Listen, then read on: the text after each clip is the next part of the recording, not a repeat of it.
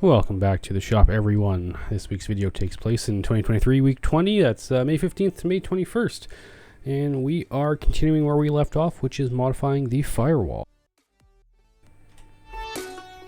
So I found at the end of the last video that some of the modifications I'd done way earlier on meant that I couldn't get the hydraulic clutch linkages on the backside kind of fully installed. So what I've done is I've just straightened out some of the metal on the far side there because it was pushed into the car.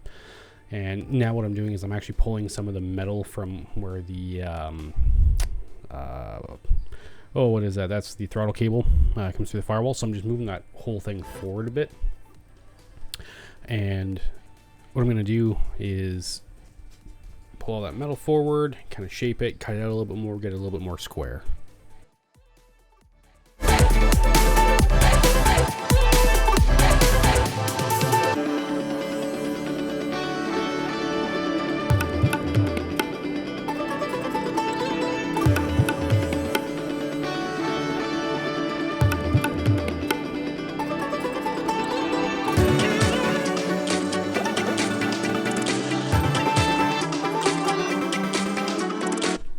So as I've continued working on this, you'll notice that my original template no longer fits. So I'm going to grab another chunk of cardboard and we are going to build a new template.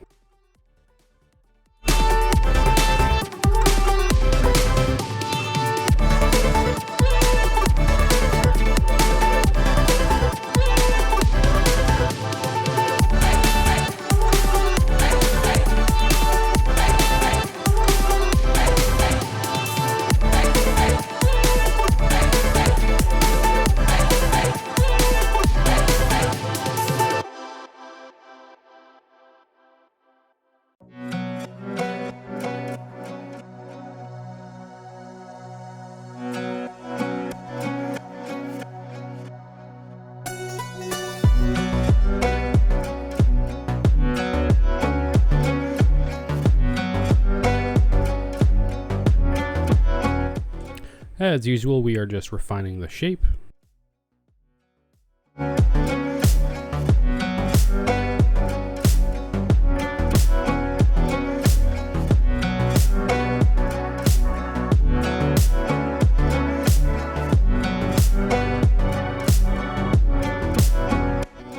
At this point, my expectation is that I'm going to build a piece of metal and kind of bend it back a little bit to kind of fill up that gap.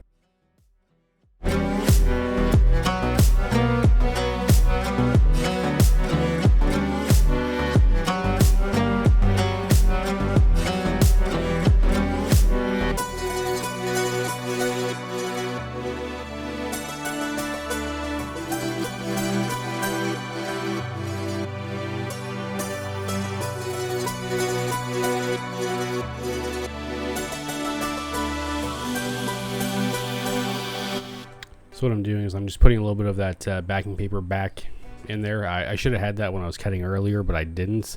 But we can put it back now so it's there for later when we're modifying and cutting and grinding and stuff.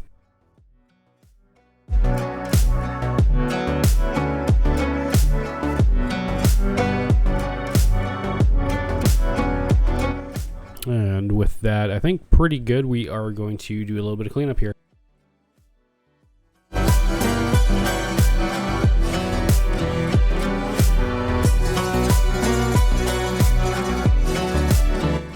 No, guess I just wanted to clean up. Maybe my shoes were slipping because of all the dust or something, but we're gonna do a little bit more tweaks here.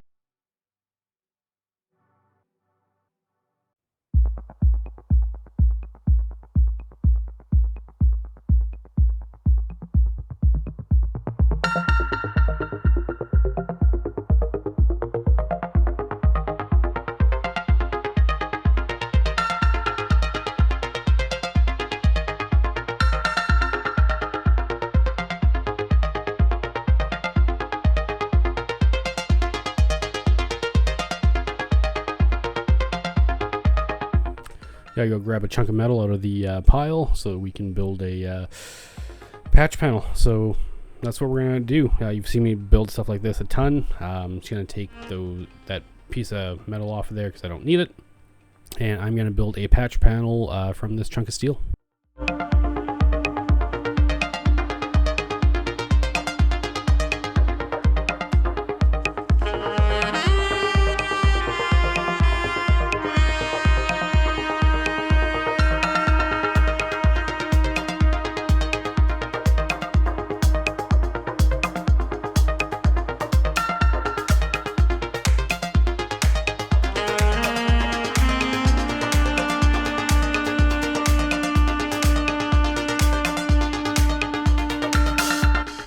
Alright, so now that we have our initial draft, we are going to do all of our usual fitment issues. So we're going to test fit and refine it and put it on the belt sander and grind it down and do all those things that we usually do when we're putting in patches.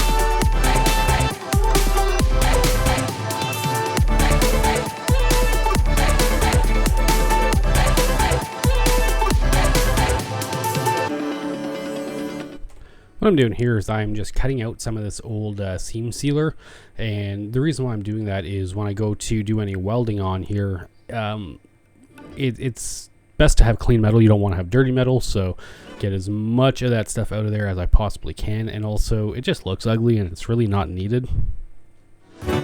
So here we're just using a nice wire brush on a drill, and that will clean the metal as well as strip a lot of that old seam sealer out of there. It doesn't quite get all of it though, but it gets a lot of it.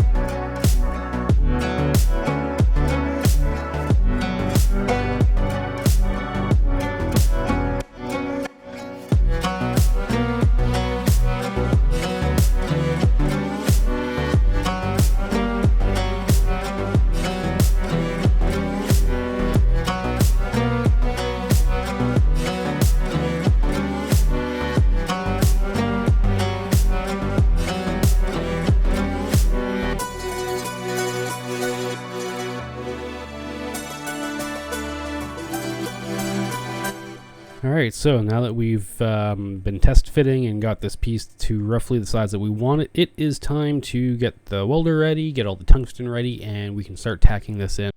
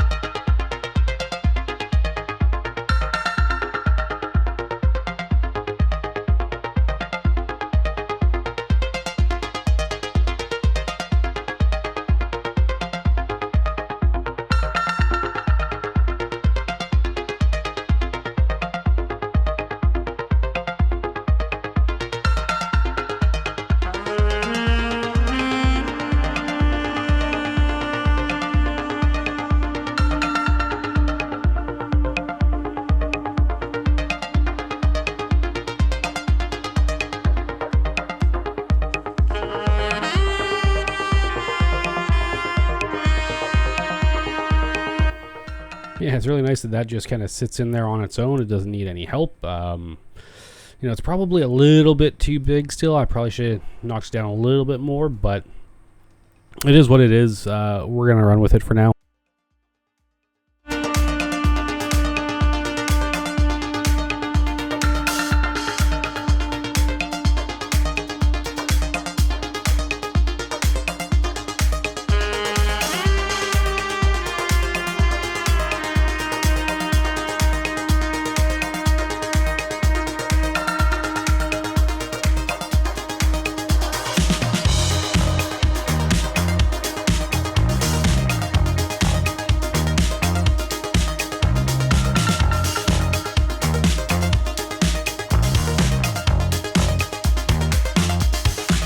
So you'll see here in a second when I TIG, there's just a crap ton of smoke that is emitted from the TIG.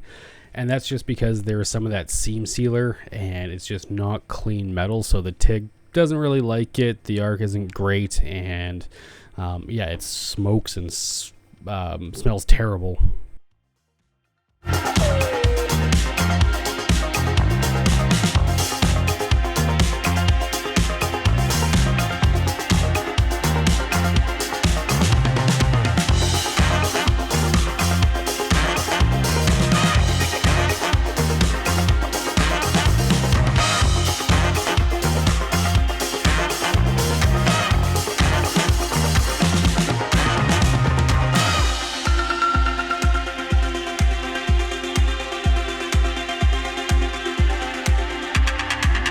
So this is why I said I should have probably made that patch a little bit smaller. Is it was welded and it kind of like went to the inside of the car and was kind of stuck there. So I needed to beat it back to the outside. It broke the tack, and so I'm just going to clean it up a little bit and make it a little bit more user friendly.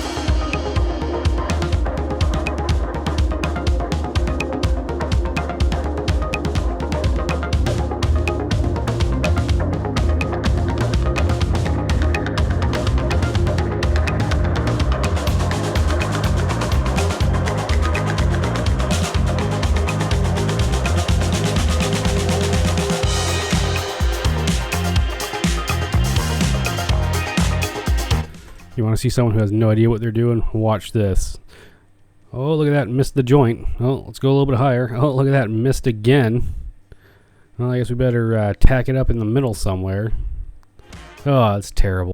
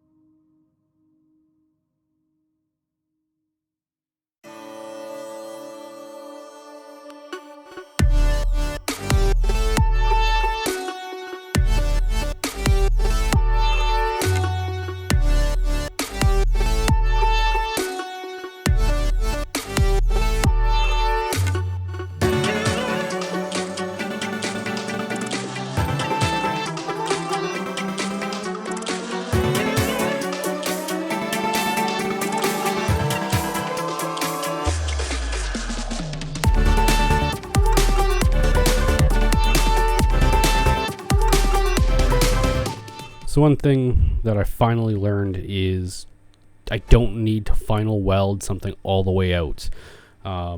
Just tack it in for mock-up. I can final weld it later if it's what I want.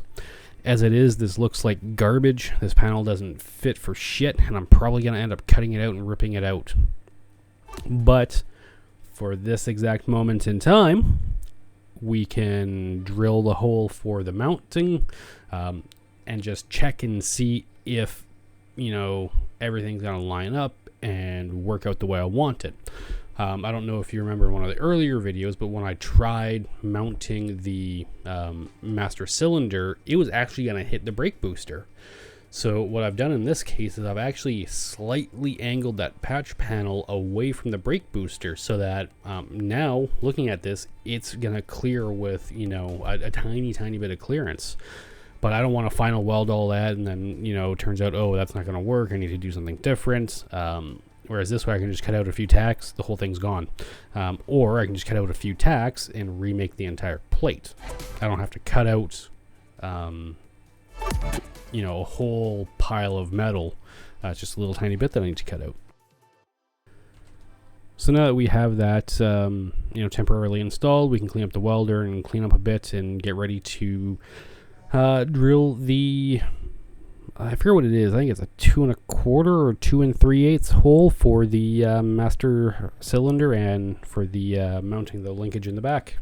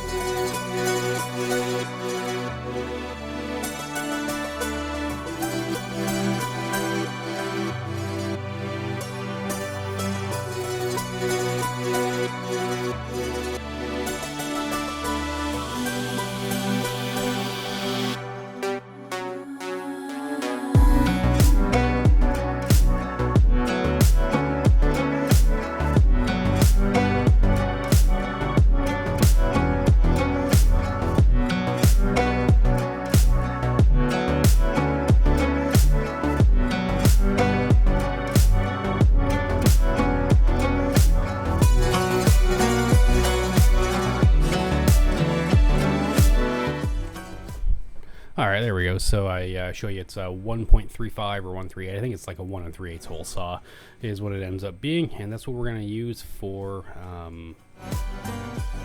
mounting the master cylinder to the firewall. Yeah, so we need to drill a hole into that brand new patch panel I just made.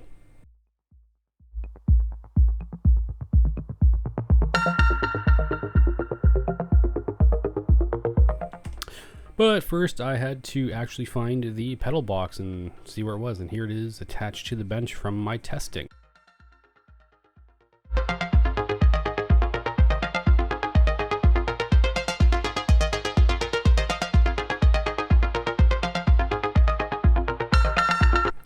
So I think what I thought was, before I do any more drilling, before I cut that out, let's just throw the pedal box up. Let's see if I can just fit the linkage on this side and see if it clears. If it doesn't clear on this side, there's really no point in continuing on.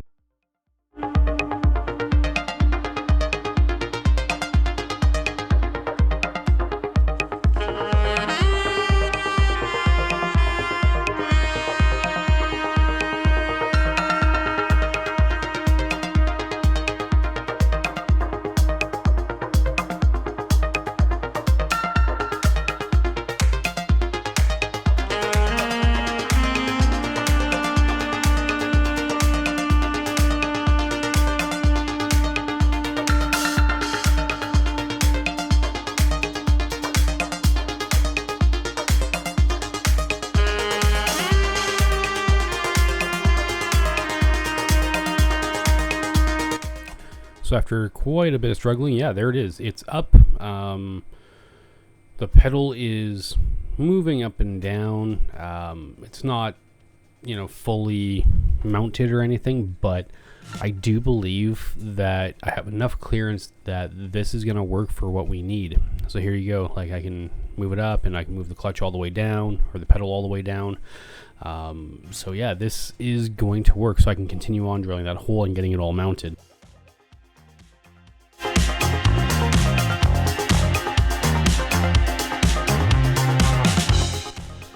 So what I'm doing here is I'm just going to drill the pilot hole for the hole saw, and then what I'm going to do is I'm actually going to go back on the inside of the car.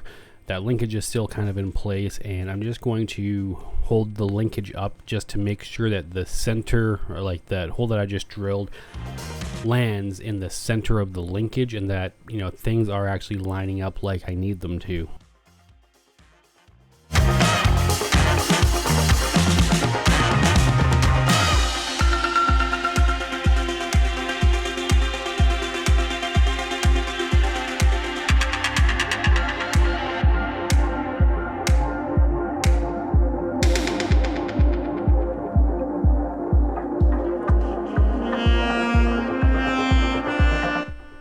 Alright, so now that we've done some test fitting, I'm actually going to pull the pedal box out and pull the linkage down. That way when I drill the hole in the firewall, it doesn't go into any of that, because that would be really, really terrible. I'd be very sad if I drilled right into my brand new like billet linkages.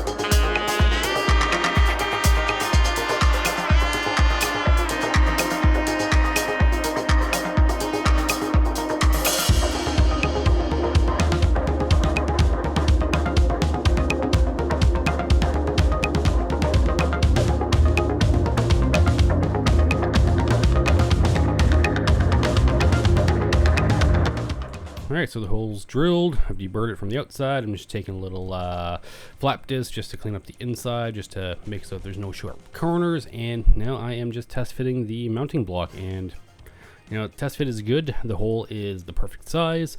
And so what I'm going to do is I'm going to hold it up, and then I'm going to get a punch, and I'm just going to punch where 2 of the bolts are going to go, drill out 2 of the holes, and then that will allow me to mount and mock the whole thing and make sure it's all going to work. So punch out 2 of the holes, drill them out, mount the whole thing.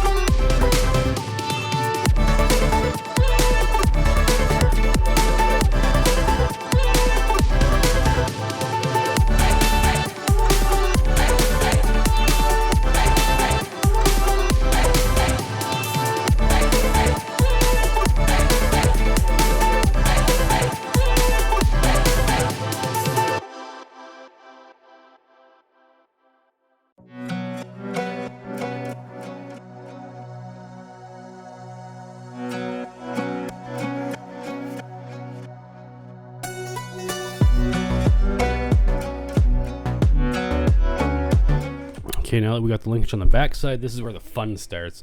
I got to kind of get the linkage moved up and held up into place while I start getting bolts threaded in. I was thinking about this a little bit the other day, and what I really should have done is, instead of using the bolts that came with it, I should have gone to my bolt bin, grabbed a couple of super long bolts so I could just push it through all the way through the back and then kind of get it to the front, suck it down together, and then I could replace it for an actual mounting bolts.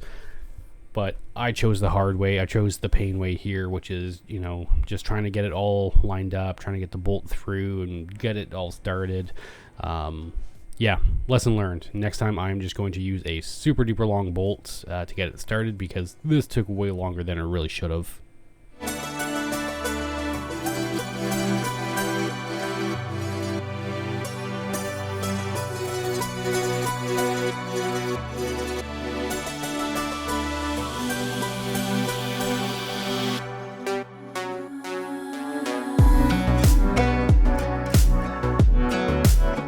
But now that we have that block there, I can see that the master is going to clear the brake booster. So my plan to angle it slightly away from the booster, it worked. And so now the linkage on the inside of the car, you can see I was just kind of testing the clutch pedal, make sure it's doing what I need it to do, and it was. The only thing that's happening is that piece right there is kind of clipping the bottom of the mount, but as soon as I get this master in there, it's going to fix that, and I don't think I'm going to run into any issues. Of course, I need to read the directions because I've never done this before. So I think the instructions say you thread the rod of the master cylinder into the clevis, I think they call it, or whatever, the receiving part there, and you thread it in until there is 1.4 inches of clearance on either side. So it's very hard to get an accurate measurement as to what 1.4 inch is, so or at least that it's the same on both sides. So I think what I'm going to end up doing is I'm going to end up 3D printing a piece that will be 1.4 inches thick, and that I can slide in from the top, and then it'll be it'll take up the space perfectly. So I know that once it's tightened down to that size, that I've got the 1.4 inches of clearance, and it's even on both sides.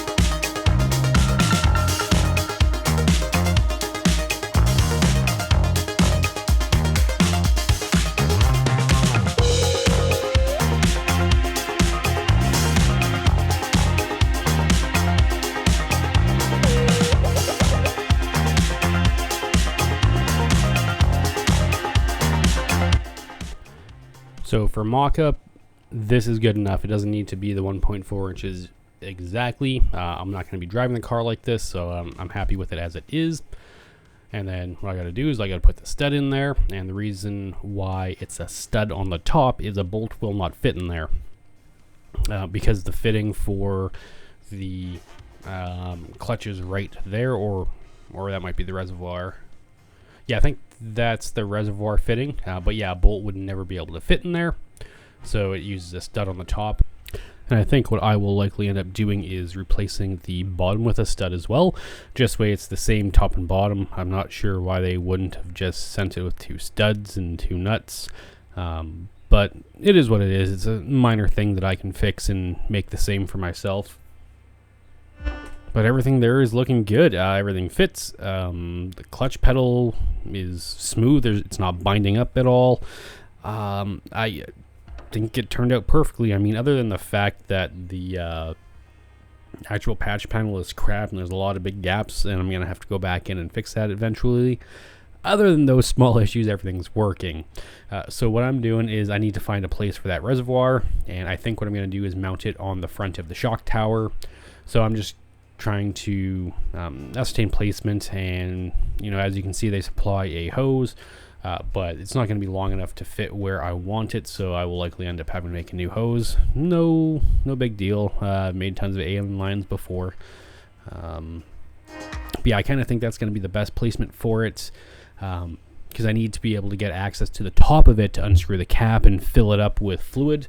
So that's why I'm not putting it up on the cowl. I mean, I could probably put it up on the cowl and then just make sure I have like a squeeze bottle or something like that to access it. But with the way the hood opens, it's probably going to be pretty tight right there on the cowl. But now that I think about it, there might actually be more than enough room to put it on the cowl. So maybe I'll actually just hang off on where I'm going to put that. Now that I've realized that I'm going to wait on that, let's just do some cleanup in the shop. And sometimes this is just how building the car is. I've got an idea, I walk away, I look at the car, I think about it, and it's like, oh, I could probably totally do this. I probably don't have to put that where I thought I did. I can do this other thing, and that is just all part of the process.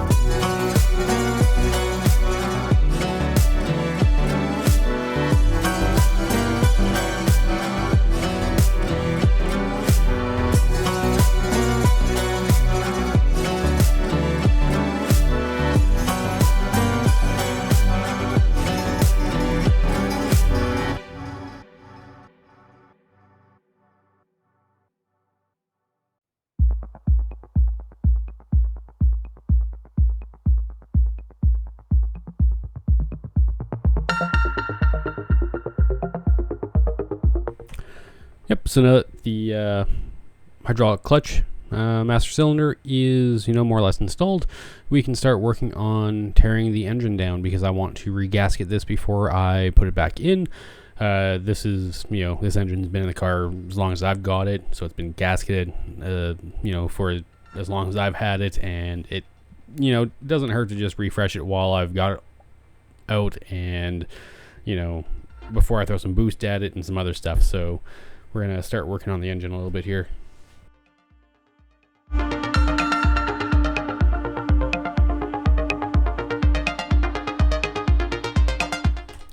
So I'm just laying down some paper on the teardown tray. At the end of the day, I didn't need to throw paper down, but I did. And, it kind of caught some of the oil, but it wasn't really needed. I originally thought, I was just going to draw lines and separate everything, but, everything was able to come apart and separate out just fine without the need of the paper. But, didn't hurt anything. So right now what I'm thinking is, before I start tearing the heads off and tear everything down, I know that I need to modify this intake to sit between the heads, because right now from Holley it just doesn't fit right. It hits on the heads, and so it would never seal. So what I need to do is I need to slightly grind down these big kind of jut outs in the intake, and once I do that, then everything's going to clear. So that's what I'm going to work on next. I'm going to slightly modify this intake just to clear the engine a lot better.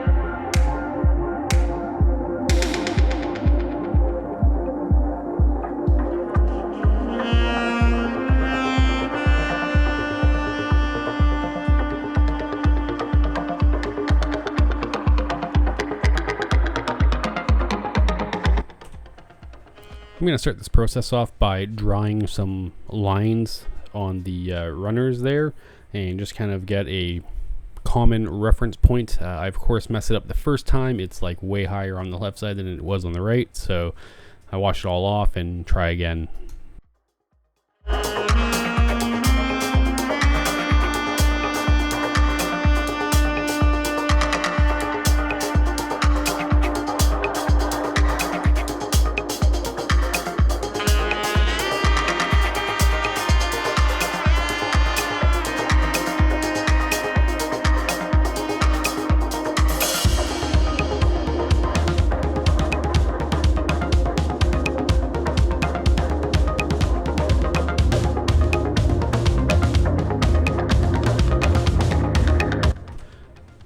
So as always, I don't want to go right to my mark. I want to just take a little tiny bit off, test fit it, see where we're at, and then just work up to the final number, because, while I probably could have just gone right to the mark, if I don't need to take that much off, I don't see any value in taking that much off, so I'll just do a little bit at a time. It's super easy to remove more material, but it's super hard to add material.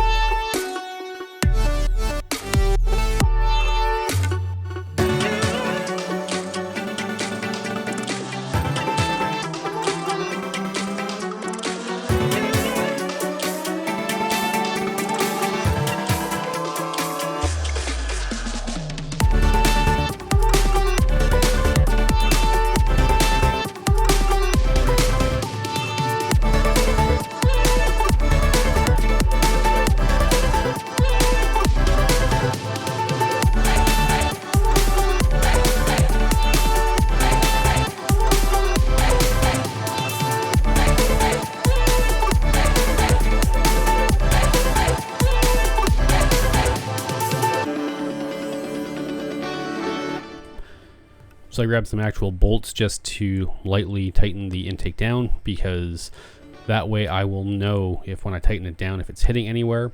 And then what I also did there is I grabbed some feeler gauges just to measure how much space there is between the runner and the head.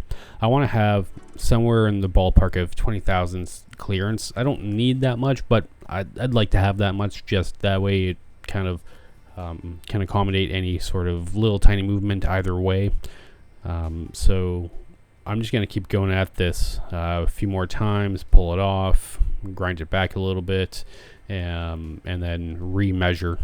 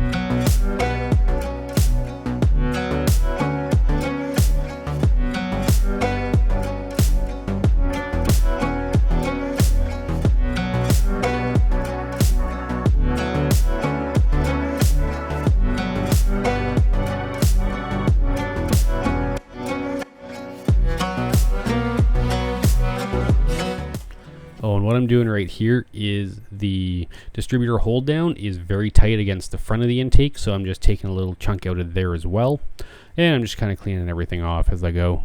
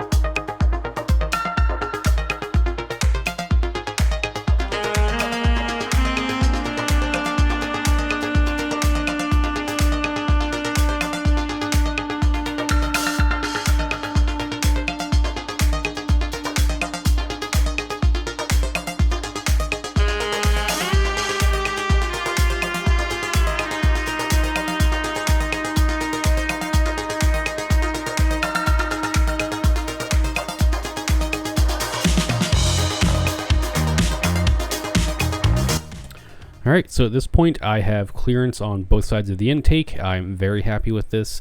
I don't need to do any more grinding, so I'm going to pull the intake off, and then I'm going to do a little bit of cleanup because, yeah, that grinding disc on the aluminum, it just makes a huge mess.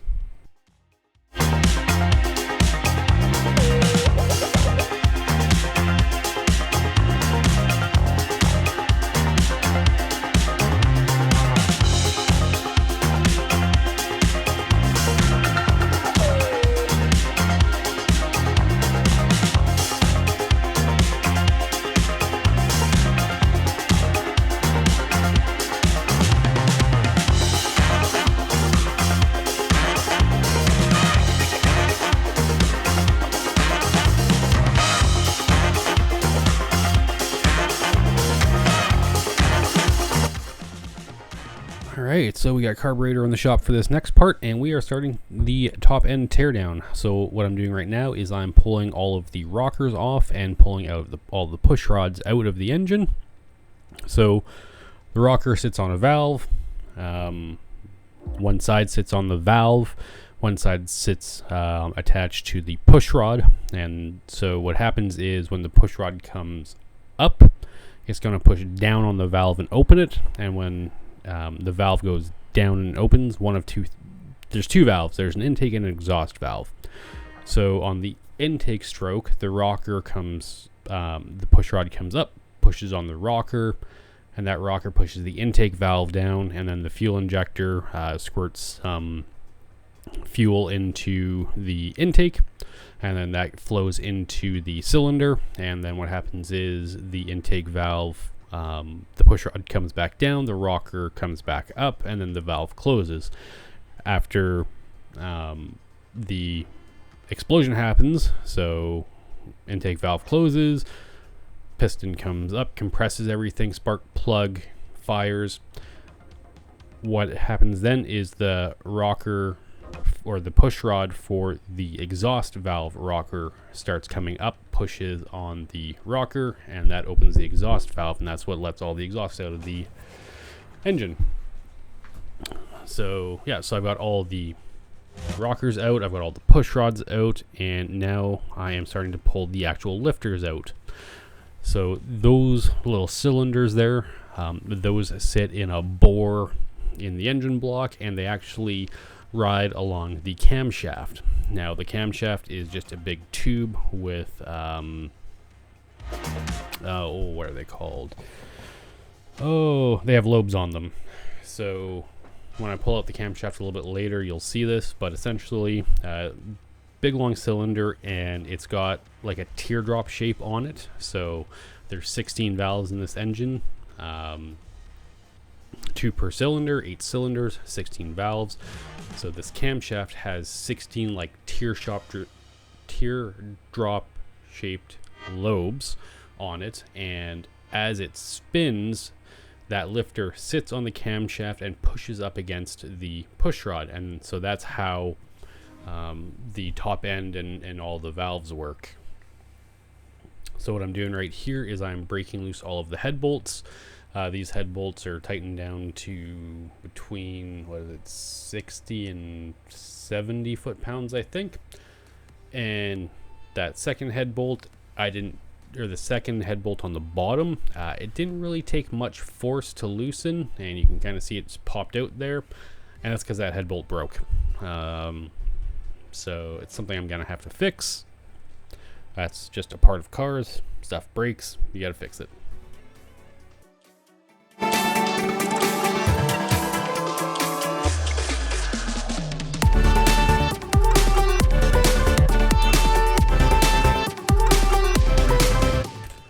So with all of those bolts loose and out, I can now pull the head off. So with the head off, you can see my pistons. So those are what go up and down in the engine. Those are attached to the crankshaft. So the crankshaft, as it spins, it's going to pull those pistons up and down. And then the crankshaft is attached to the camshaft so that all of the sequences happen at the right time. So as the piston is going down, the intake valve is opening so that it sucks the air fuel mixture in. And then once, you know, the piston's near the bottom, the intake valve is closing. So the intake valve is closed, and then the piston comes up to compress. After it's finished coming up, the spark plug fires and then pushes the piston down. That's where you get all your power from. And then the piston comes up. As the piston's coming up again, the exhaust valve is opening to push all of the exhaust gases out. So that's the basics of your internal combustion engine, the very basics.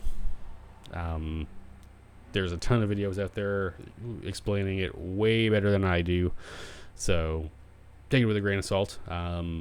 That's very high level overview, and I'm sure I did a terrible job explaining it.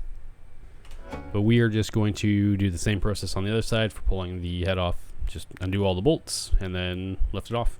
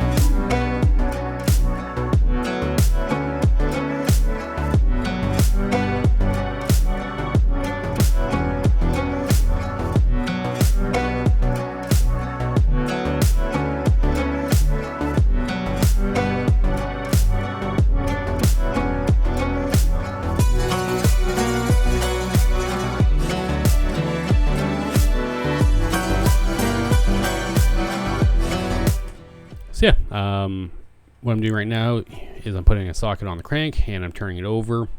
This engine has not run in a long time. It hasn't seen oil. It's probably not the best idea to be turning it over, just because it's going to be, you know, metal on metal. If there's any junk in there, might scratch up the cylinders. But I did it anyways, because I'm not that bright.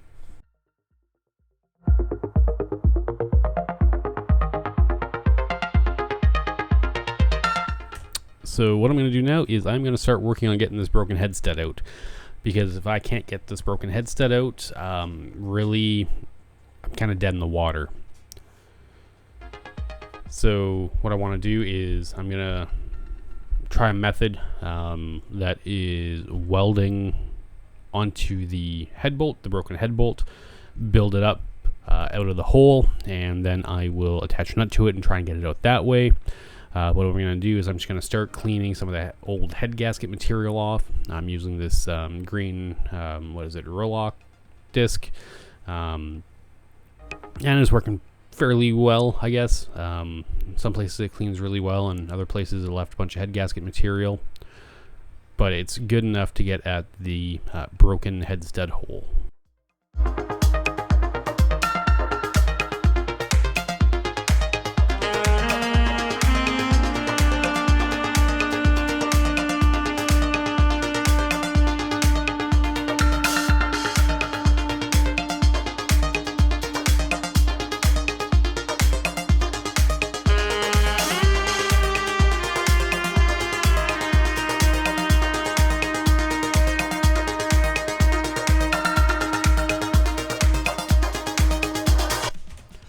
So I'm doing my best to clean this hole out and get all of the junk out of it, because as I said, I'm welding, and weld does not really stick to dirty metal all that well, so I want to get it as clean as I can.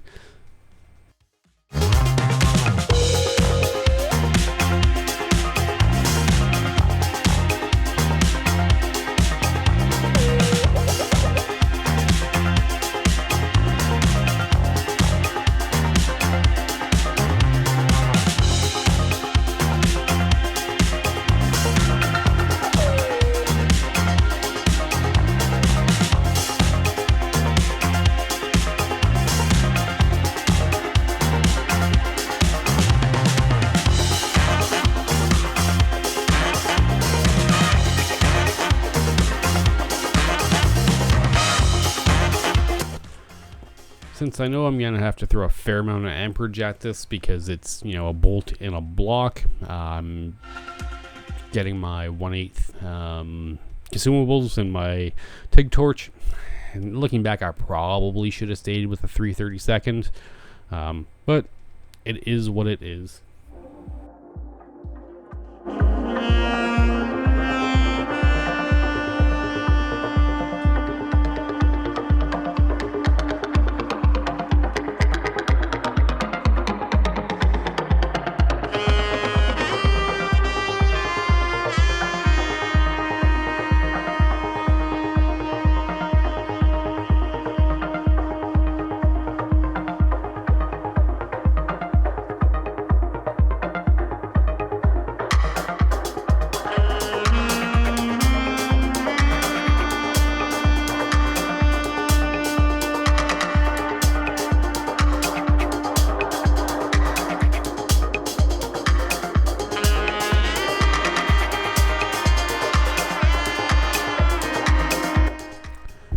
Yeah, so this hole was not the cleanest, and the arc from the TIG really jumped around a lot, and it kind of messed up the top of the block a little bit, so I will have to address that.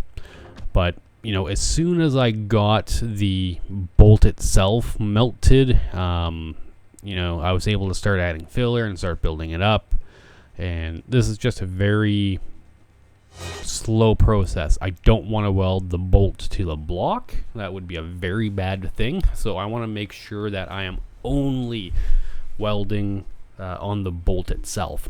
So this is going to do two things. Building up the material is going to heat up that bolt. It's going to heat up all the rest. It's going to make it red hot and hopefully make it a little bit easier to extract. But it's also going to allow me to build up material outside of the block and then weld a bolt to it so that I can unscrew or unscrew the bolt.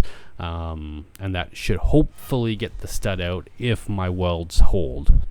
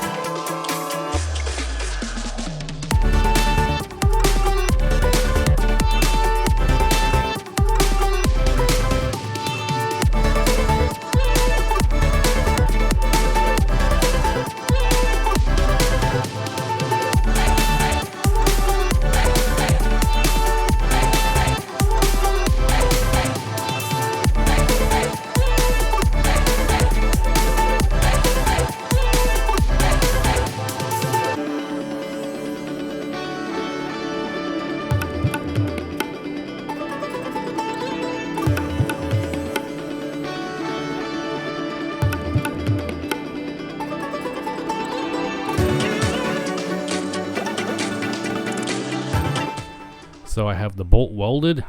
This is kind of the moment of truth. Is this going to work? Do my welds hold? You know, so far is so good. It's coming out. So start undoing it. I'm just kind of working it back and forth. Sometimes like it starts coming out and then it gets caught. So I tighten it and then I work it back out, just back and forth and back and forth. And because that bolt was red hot moments earlier, I grab a glove to actually finish pulling it out of the hole. But hey, we got it out. That's a huge thing. And now I'm just going to address fixing this hole. This hole is cast iron. It is super duper hard. These files don't really make a dent in it. So I have to kind of go to extreme measures and use a drill bit that I'm pretty sure I just dulled my drill bit more than anything. But I just wanted it so that this wasn't the little issues I got with the block don't protrude past the surface of the deck. I mean, I'm gonna have a head gasket in there, so it's probably okay, but I still want to just knock it down a little bit.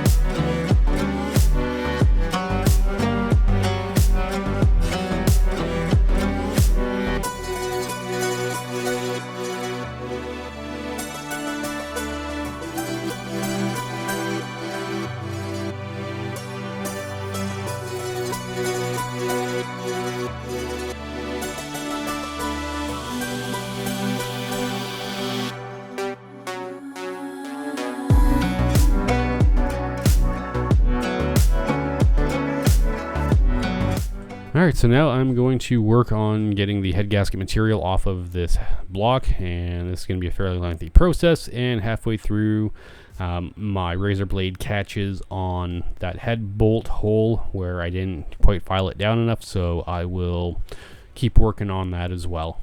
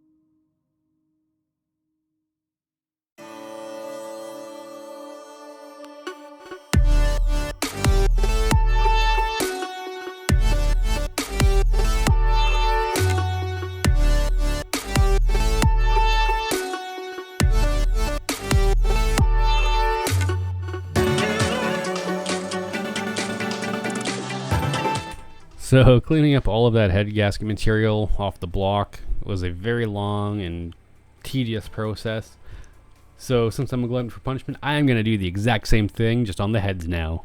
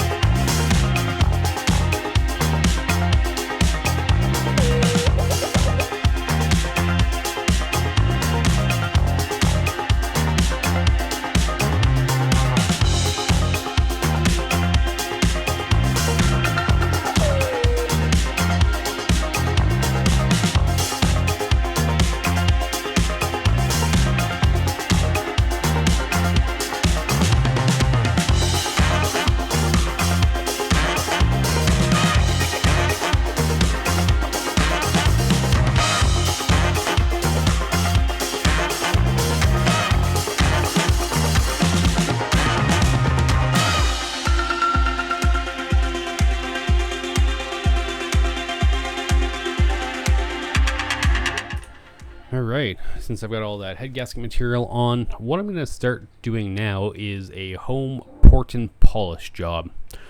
So the way an engine works is the more fuel and air you can cram into it, the more explosion you can get, the more power you can get. That's the very high level concept. Now, these stock heads did not flow a lot from the factory. These were during like the mid or early 80s, I think. And they just, there was a lot of room for improvement. So what I'm going to do is I'm going to take a carbide burr on my die grinder, and I'm going to work on opening up all the ports, because if I open up all the ports and all the runners, even just a little bit, it'll allow more air to flow, and more air means I can put more fuel in the cylinder, which means I'll have a bigger explosion and more power. You know, more power is always a good thing. Now, this process is very delicate. You can very easily destroy the head, and if you just cut too much, what could happen is on the right and left side of the ports, those are where the push rods go. So if you go too much to the outside, you could very easily puncture into where your push rod goes, and then you would have combustion gases going where you don't want it to go. Also, if you cut too much into the floor of the runner or the ceiling, you could very easily cut into a water jacket. So doing this can have a lot of benefits, but also has a lot of risks if you've never done it before. So just be very cautious if you're gonna, do your own port job.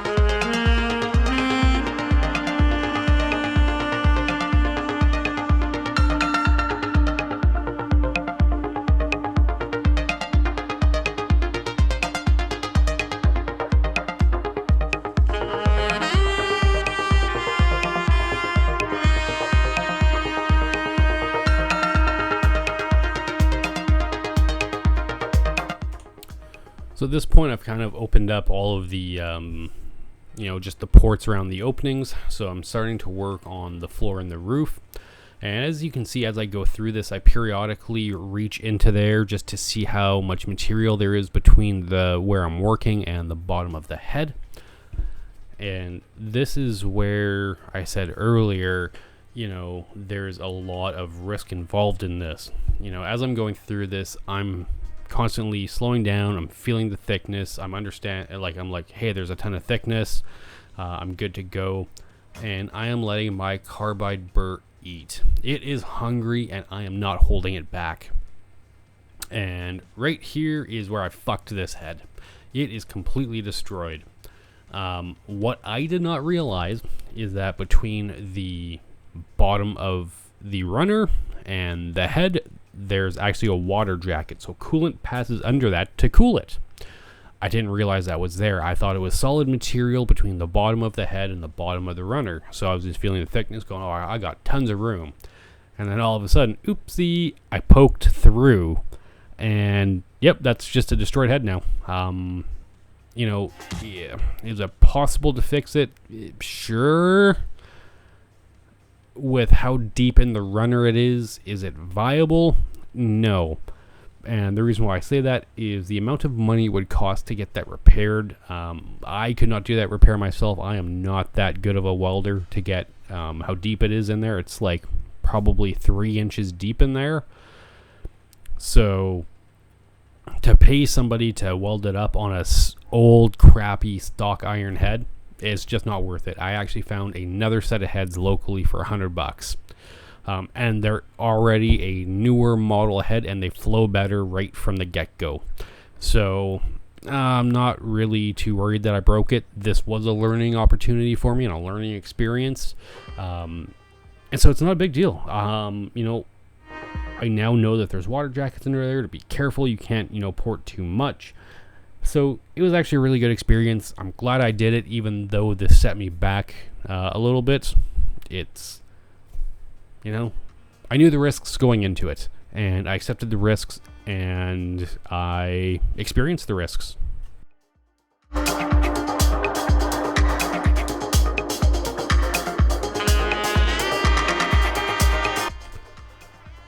At this point, since port and polishing the heads is dead in the water because I destroyed the head, I'm just going to continue removing the entire front end of this car. So we're going to start by removing the harmonic balancer, and to do that I'm using a puller set. I'm going to use this is kind of a universal puller. You could use it on steering wheel, or in this case the harmonic balancer.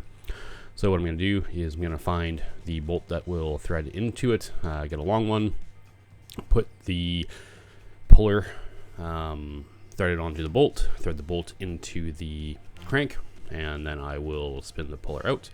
I'll grab a couple of 3/8 bolts, put them onto the 2 of the ears, and then I will just work the bolts in. And because that main bolt is threaded into the crank, it'll actually pull the harmonic balancer off the crank.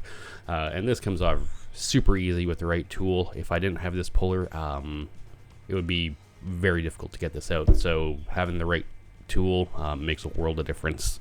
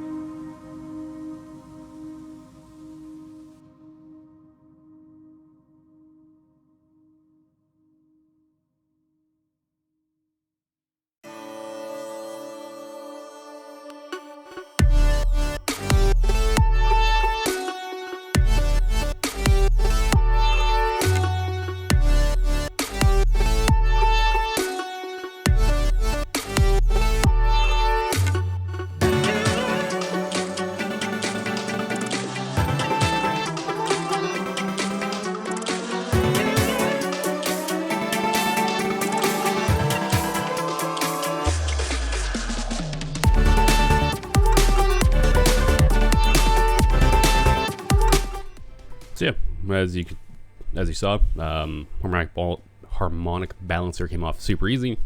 So next thing I want to do is pull that timing cover off, and to do that I need to pull the two bolts out of the oil pan. And so I figured, you know, best way to get the oil pan off, as you can see, I kind of started to pull it off from the bottom, but you know, I got this on the engine lift, might as well just flip it over. I knew there was still coolant in the block, so I grabbed the drain pan, and you know, flipping this block over, it takes a bit of work, even though it's on the engine stand and it's designed to roll over. It still just takes a little bit of effort, but now I've got it rolled over mostly. The rest of the oil is going to drain out. I kicked the pan. You know, if I had engines on this stand all the time, I would probably get a dedicated stand pan, but I don't really want to spend the money on that at this point, considering I very infrequently use it. But the amount that I've kicked this pan off and just, it's kind of annoyed me, and the amount I spilled on the floor, yeah, it would be worth it, but you know, for a one-time thing, I can let it go. But yeah, so now that I've got the engine rolled over, I can start pulling the oil pan off. I only had it held on by 4 bolts, so 2 in the front, 2 in the back. Pull that off, and then I will be able to pull the timing chain cover off.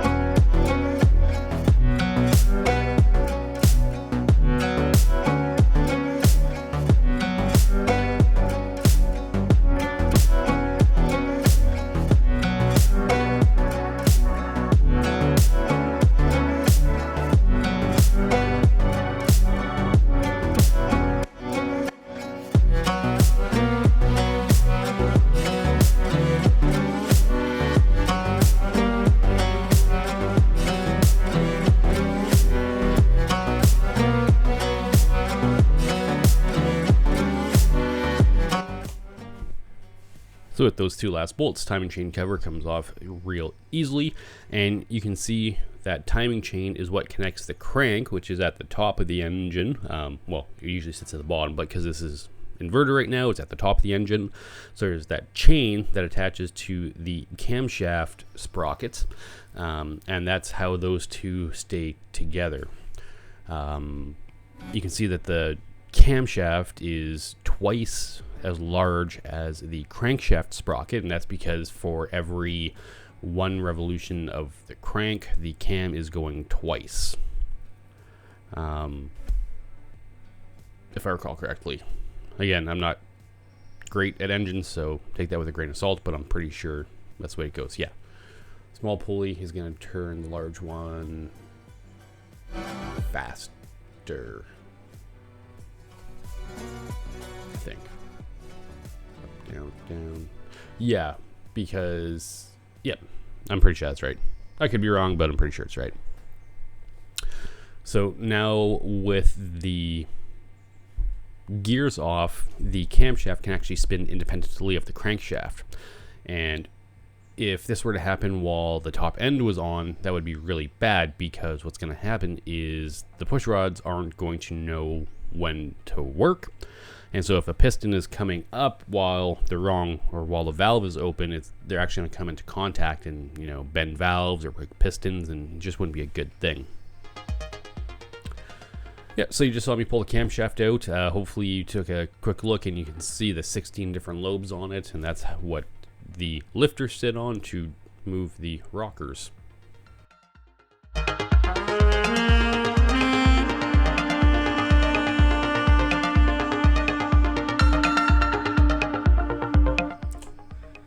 So that right there is what the camshaft looks like, but that is all the time that we have for today. So as always, if you've stuck around this long, I'd like to thank you for viewing, and we'll see you in the next one.